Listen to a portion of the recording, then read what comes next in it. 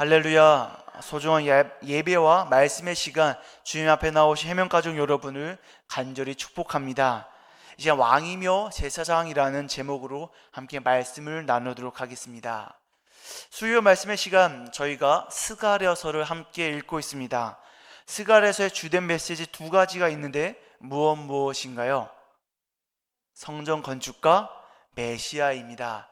스가랴서는 이렇게 일관되게 하나님께서 전하시는 메시지, 성전을 재건축하고 또 하나님께서 보내시는 메시아에 대해서 계속해서 말씀하십니다. 이 둘은 따로 이루어지는 것은 아닙니다. 성전이 재건될 때 성전에서 통치하실 메시아가 오실 것이고, 또한 그 메시아께서 성전을 재건하시고 건축하실 것이다라는 하나님의 메시지를 우리에게 전하여 주고 있습니다. 하나님께서는 예배의 자리, 성전이 무너져서 하나님을 만날 수 없는 이스라엘 백성들에게 이 두 가지를 약속하고 선포하십니다. 예루살렘의 성전이 세워질 것이며 그 성전을 통치할 메시아가 올 것이다. 이 시기는 포로기를 겪으면서 예배가 바로 세워지지 않았습니다. 그 가운데서 하나님을 만날 수 없고 흔들리는 믿음과 상황 속에서 하나님께서는 이스라엘 백성들에게 이 성전이 다시 지어져서 너희가 나를 만나고 내가 너희를 만날 것이다 라고 하나님께서는 분명하게 선포하고 계십니다. 그리고 너희를 구원할 구세주 메시아를 보내서 너희를 영원히 통치할 것이다 라고 선언하고 있습니다. 이 하나님의 약속과 은혜가 이스라엘 백성들에게 얼마나 큰 희망이 되었겠습니까? 나라가 망했습니다. 또 성전이 무너져서 하나님을 예배할 수도 없습니다. 하나님께서는 성전을 재건해서 너희를 만나고, 너희가 지금은 나라가 없지만 너희를 통치할 왕을 보내셔서 내가 너희를 영원히 통치하여 주리라, 너희는 나의 백성이 되리라 라고 하나님께서는 이것을 말씀하여 주시고 계십니다. 이 말씀은 그들에게 참으로 그 힘과 소망이 되었듯이 오늘날 우리에게도 똑같이 유효하게 우리에게 말씀되어져 있고 있습니다. 하나님은 흔들리는 우리를 그대로 내버려 두지 않으십니다. 이 교회가 바로 세워지고 하나님의 구원이 우리에게 영원히 있을 것이다 라고 하나님께서는 이 스가랴서의 말씀을 통해서 우리에게 계속해서 말씀하고 선포하고 약속하고 계십니다. 바라는 여러분, 우리가 그 말씀 위에 바로 서기를 간절히 바랍니다.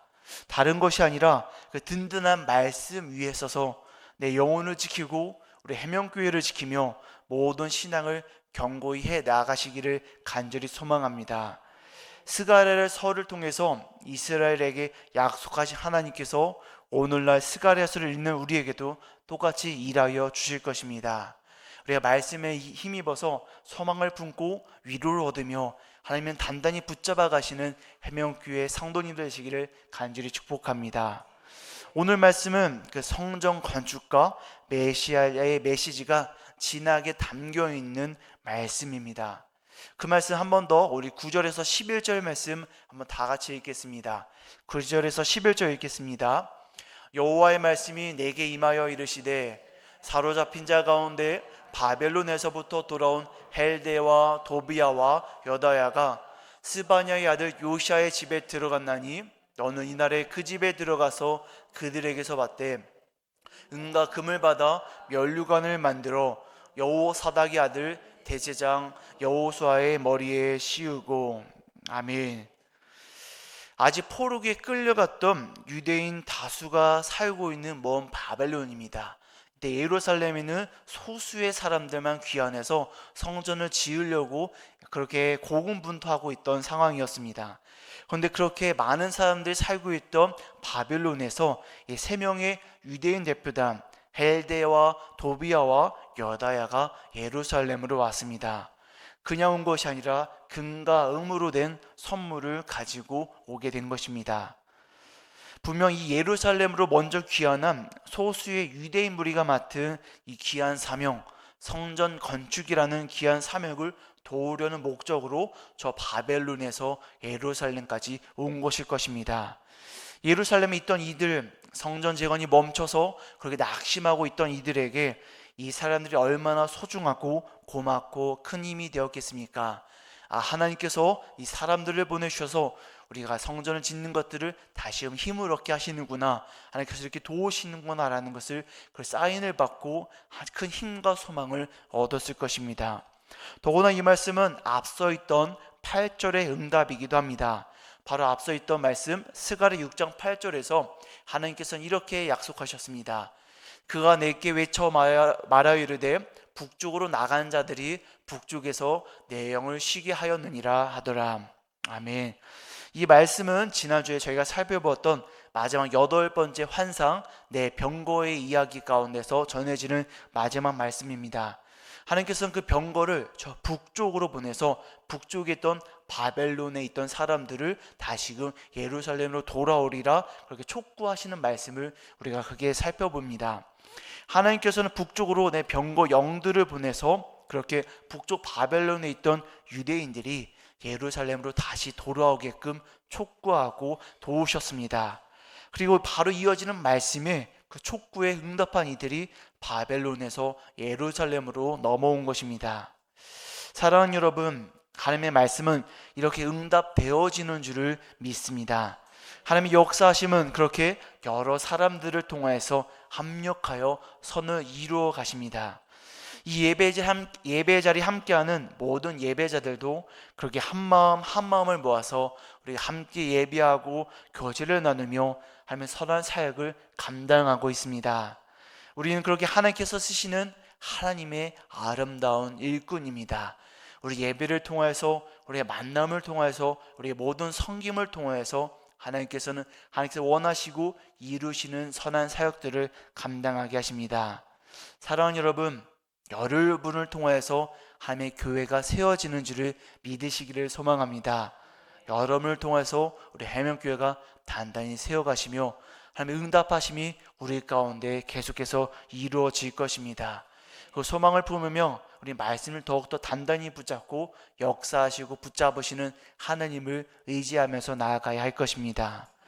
이 북쪽에서 온 하나님의 일꾼들, 하나님 영이 임하사 그들에게 보내신 이 하나님의 일꾼들은 스바냐의 아들 요시아의 집에 들어가서 접대를 받습니다. 그리고 스가랴는 그들에게 찾아가서 금과 은을 받습니다. 그리고 그 금과 은으로서 면류관을 만들라는 지시를 받게 됩니다. 그리고 그 면류관을 여호사닥의 아들 대제사장 여호수아의 머리에 씌우라고 하나님의 지시를 받게 됩니다. 이 말씀은 저희가 아주 좀 주의 깊게 들여다 보아야 될 말씀입니다. 제사장에게 면류관, 왕관을 씌워주라는 이 명령은 상당히 많은 의미를 담고 있기 때문입니다. 이제 제사장이며 왕이고 또 왕이며 제사장이라는 두 직분이 한 사람에게 주어진 것이기 때문입니다. 성경을 볼 때 이 제사장과 왕이라는 두 직분은 이스라엘에서 항상 분리되어져 왔습니다.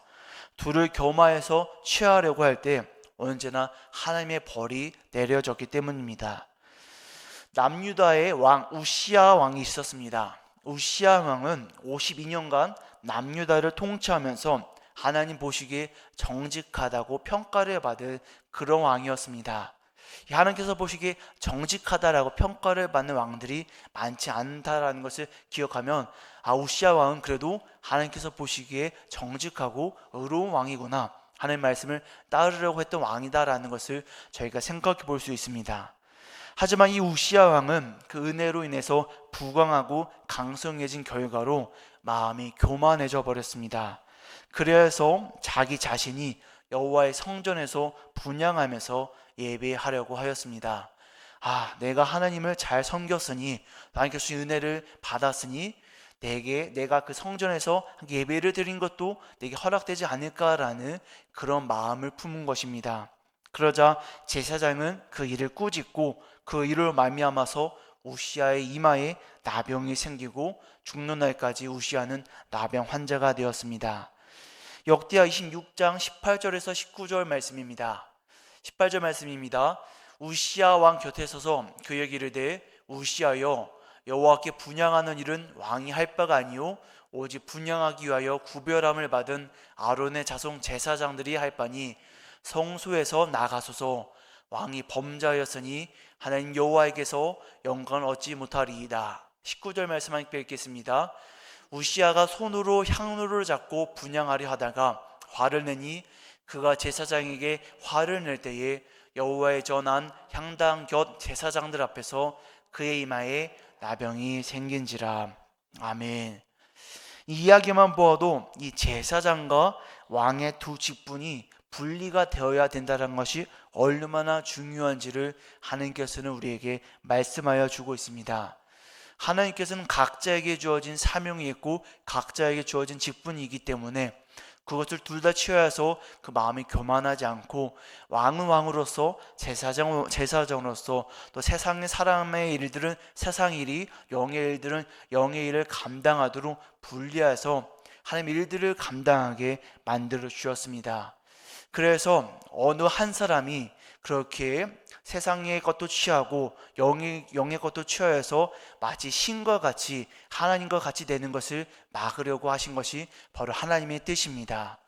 로마 황제가 그렇게 하나님께 벌을 받은 것은 그 로마 황제가 내가 왕이며 동시에 내가 신이다라고 말하면서 자기 자신을 신으로 여기고 자기에게 예배하라고 하였기 때문입니다. 그리고 그 왕에게 예배하지 않았던 초대교회 성도들이 그렇게 많은 죽음을 받고 박해를 당해야만 했습니다. 이전 하나님께서는 세상의 왕과 또 하나님의 그 제사장의 직분을 둘 다 겸하지 않도록, 그래서 하나님은 하나님으로 세상의 일들은 세상의 일로 나뉘어지게 그렇게 명심하라 하셨습니다.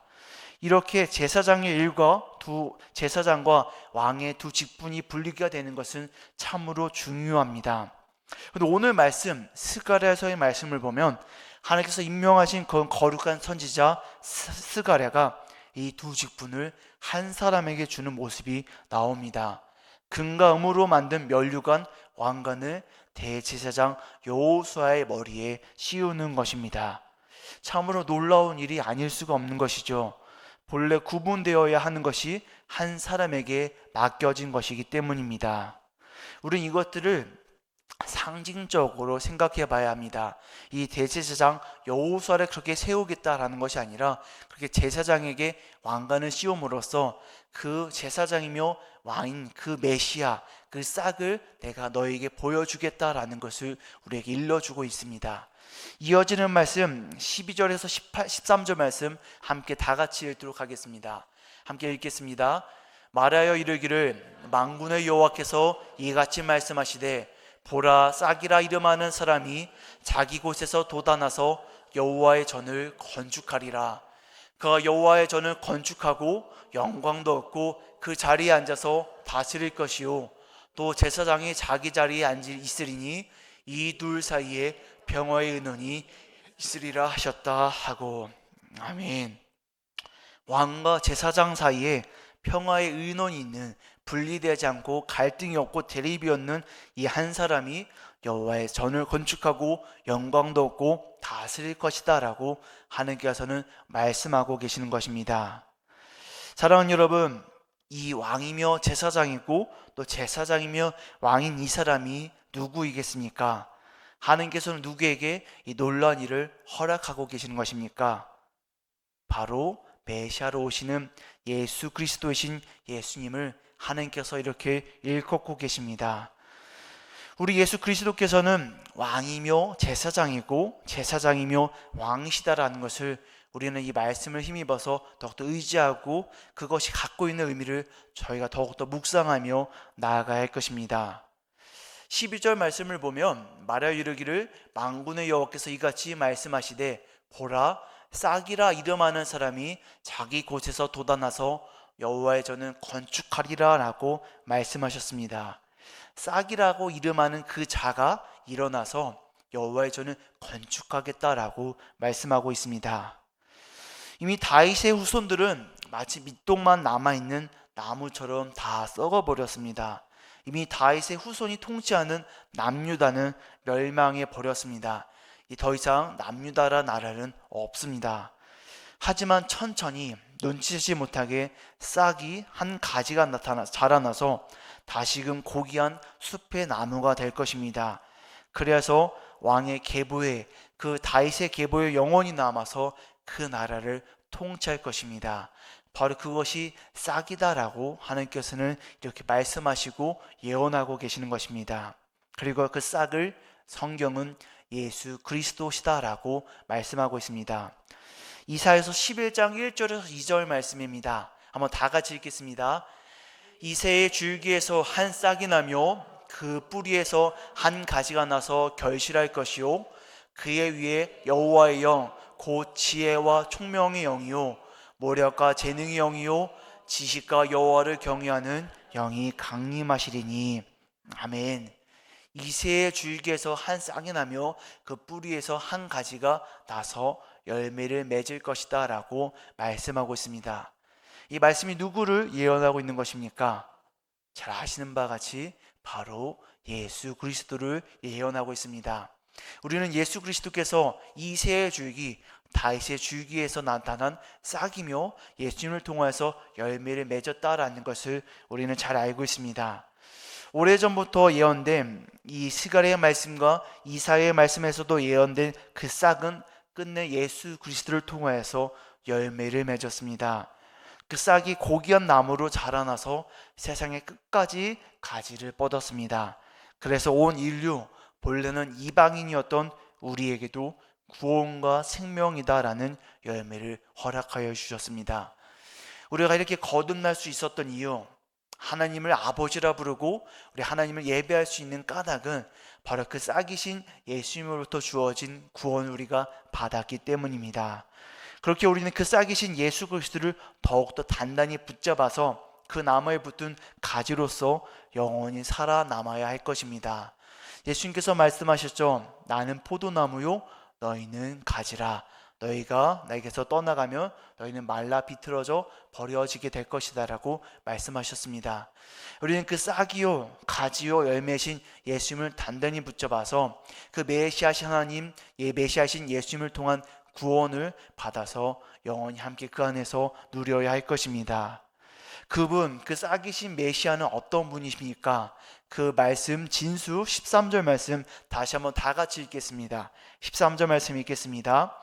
그가 여호와의 전을 건축하고 영광도 얻고 그 자리에 앉아서 다스릴 것이요 또 제사장이 자리에 있으리니 이 둘 사이에 평화의 은원이 있으리라 하셨다 하고. 아멘. 그 싹이 성전을 건축하며 영광도 얻고 그 보좌 위에 앉아서 다스릴 것이다 라고 이렇게 스가랴서의 말씀은 분명하게 선포하고 있습니다. 그리고 그 보좌 위에서 제사장이 될 것이다 라고 또한 동시에 말하고 있습니다. 이 말이 가지고 있는 의미는 참으로 귀하고 벅찹니다. 제사장이 왕이 될 것이며 왕이 제사장이 될 것이고 그렇게 분리되고 하나가 될 수 없었던 것이 하나가 된다라는 것을 우리에게 보여주고 있기 때문입니다. 제사장은 원래 어떤 역할을 하는 사람입니까? 제사장은 바로 하나님과 사람 사이를 연결하는 역할을 합니다. 하나님과 사람 사이를 중보하여서 연결하여서 본래는 나뉘었던 하나님과 사람 사이가 이어지는 것이 바로 제사장의 역할입니다. 우리는 알고 지은 죄든 모르고 지은 죄든 언제나 죄의 굴레에서 벗어날 수가 없습니다. 아무리 우리가 의롭게 살려고 해도 우리는 어떻게든 죄에서 벗어날 수 없다라는 것을 깨닫게 됩니다. 내가 아무리 착하게 살려고 해도 내가 모르고 한 말을 통해서 내가 한 실수를 통해서 내가 어떤 잘못을 통해서 누군가는 아픔을 겪고 그것이 불의한 일이 될 수도 있고 때로는 더 나아가서 누군가에게 상처를 주고 죽이는 일까지도 벌어질 수 있는 것이 사람의 일입니다. 우리가 극단적으로 예를 들면 우리가 사람을 죽이고 나서 내가 그럴 의도가 없었다라고 말할 수도 있습니다. 교통사고 날 때 정말 내가 죽이고 싶지 않았지만 어떻게 보니 사람을 죽이는 일들이 때로는 우리에게도 일어납니다. 우리는 원하지 않았지만 우리는 결국에는 죄를 짓는 사람이다라는 것을 우리는 인정하게 됩니다. 그런 죄를 바로 그 속죄 제를 통하여서 속죄 제사를 통하여서 죄 씻음 받고 우리가 죄가 없다, 하나님 보시기에 의롭다라고 해주는 것이 바로 제사장의 역할입니다.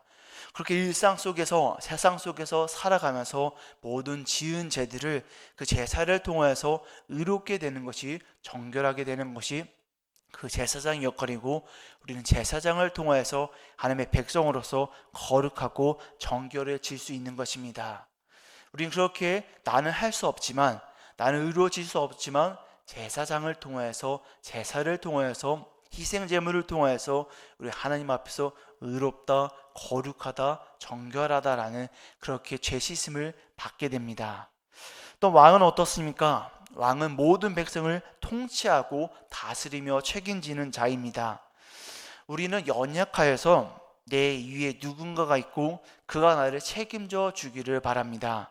나 홀로 있을 때는 불안하고 어렵지만 나를 이끌어주고 모든 것을 책임져 주는 사람, 왕, 지도자가 있을 때 우리는 마음이 편안하고 든든함을 느낍니다. 우리가 공동체를 이루고 사회를 이룰 때 언제나 누군가가 지도자가 세워지기 마련입니다. 그 지도자를 누가 세우는 것일까요? 바로 우리가 나를 대표하는 지도자를 세우는 것이죠. 그 지도자를 왜 세웁니까? 나는 할 수 없는 것들을 그 사람이 대신하여서 나를 보호해 달라고, 나를 이끌어 달라고 그렇게 지도자를 만들게 됩니다. 그것은 인류의 역사를 볼 때 언제나 지도자가 있었기 마련입니다. 그런데 이렇게 왕이며 제사장인 것들을 바로 예수 그리스도께서 둘 다 감당하고 계시다라고 오늘 말씀 우리에게 전하여 주고 있는 것입니다. 히브리서를 보면 그런 왕이며 제사장인 사람의 표징을 우리에게 이미 보여주고 있었습니다. 바로 창세기에서부터 그런 징표가 우리에게 주어졌습니다. 누구냐면 바로 멜기세덱입니다. 히브리서 7장 1절 말씀은 그 멜기세덱을 이렇게 표현합니다. 이 멜기세덱은 살렘 왕이요 지극히 높으신 하나님의 제사장이라. 아브라함이 자기가 11조를 드리고 그렇게 바쳤던 이 멜기세덱을 히브리서는 살렘 왕이요 지극히 높으신 하나님의 제사장이라고 이미 그렇게 선포하고 있습니다. 우리는 이 성경을 통해서 양립할 수 없었던 왕과 제사장이라는 것을 이미 창세기에서부터 누군가 이루었고, 그것을 우리가 또 성경을 통해서 누군가 성취했다라는 것을 알게 됩니다. 이 멜기세덱이라는 인물은 바로 예수 그리스도를 징표하는 인물입니다. 왕이며 제사장이어서 그렇게 양립할 수 없었던 것들을 책임지는 이 사람이 옛날부터 약속되어졌고, 약속의 성취를 메시아 예수 그리스도가 이루어졌다라는 것을 우리에게 보여주고 있습니다. 그렇게 예수님께서는 사람의 제사장인 아론의 반차를 따르지 않고 그 놀라운 메시아의 징표인 멜기세덱의 반차를 따름으로써 놀라운 은혜의 사역을 감당하십니다. 다시 말하면 예수님께서는 제사장이지만 사람이 아니고 또 그렇게 왕으로서 우리를 통치하시는 하나님이며 사람이고 사람이며 하나님이시다라는 것을 우리에게 보여주고 있는 것입니다. 만약에 그분이 하나님이시면 사람의 약함을 알 수가 없습니다.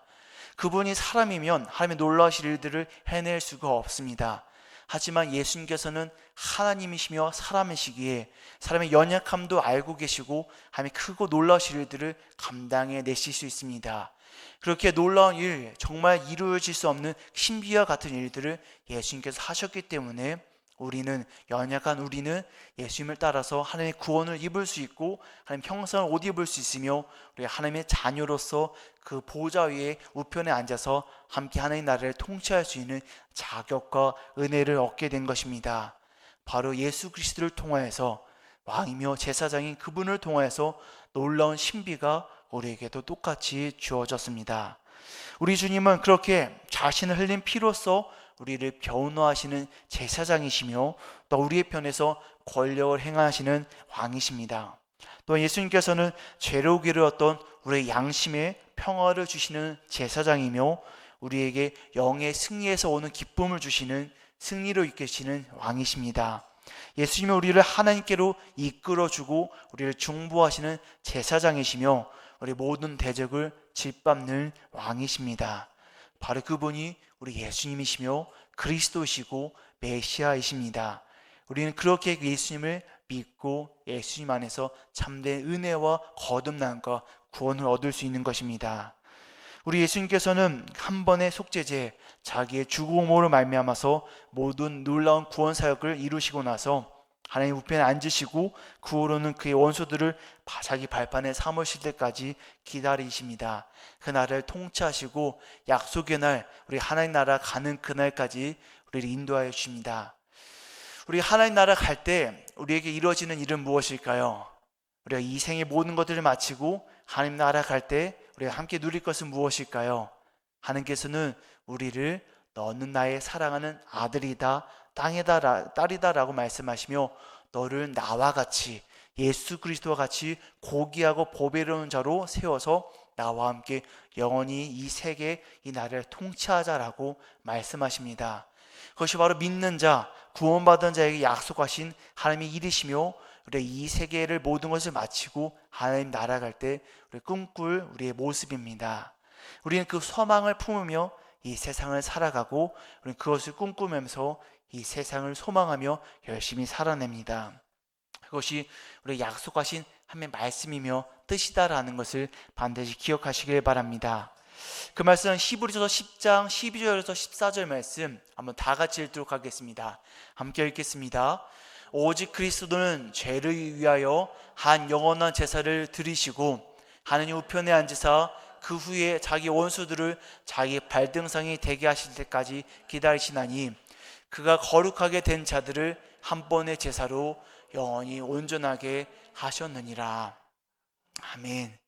예수님께서는 제사장으로서 온전한 제사를 통해 모든 이들을 깨끗하게 하셨고 또 왕으로서 그 원수들 위에 보좌 위에 앉으셔서 모든 것들을 통치하고 계십니다.